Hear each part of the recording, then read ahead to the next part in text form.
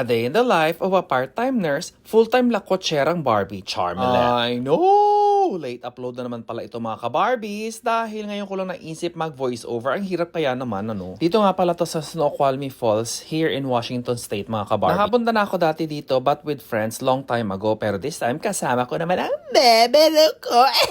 What a beautiful scenery! Ay, ang Charmelet naman ng Tita Barbie ninyo. Ito ang top view mga ka-Barbies pero pwede ka pang maglakad dyan until sa bottom ng falls at ibang view naman doon. Pero hindi na kami naglakad dahil tinatamad ako. Gusto ko sana mag-picture-picture dito ng mga ka-Barbies pero ang hirap naman makakuha ng magandang spot kasi sobrang daming tao. Itulak ko kaya ito sila. Ay, joke lang. Charmelet lang po. O, diba? Look at the view. So stunning talaga mga ka-Barbies. And what's good about this place, alam nyo bang hydroelectric power plant din ito? Yes, you heard it correctly, Char.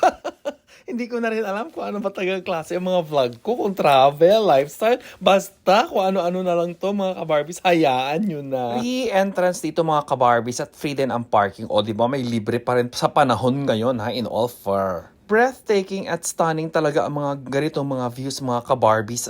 Sana meron kaming ganito sa backyard at sana one day ang bahay ko ay overlooking nito. Char, ambisyosa talaga. Anywho, wala naman pakialaman kasi libre lang naman ang mangarap, diba, Charmelet? O, ito na yung sinasabi kong may hiking trail din dito na pwede kayong bumaba hanggang sa river, mga ka-Barbies, kung bet nyo. Kaya, ayan, lakad-lakad lang konti para makapag-exercise naman at ma-burn lahat ng mga kinain kong carbohydrates. Correct, carbohydrates. While pababa kami yung mga ka-Barbies, Diyos ko, hinihingal na yata ang Tita Barbie dal ninyo. Kaya mukhang, ay nako, magsusurrender na yata akong ipagpatuloy pa. Ayan, bumalik na lang kami at hingal na hingal ang Tita Barbie dal ninyo.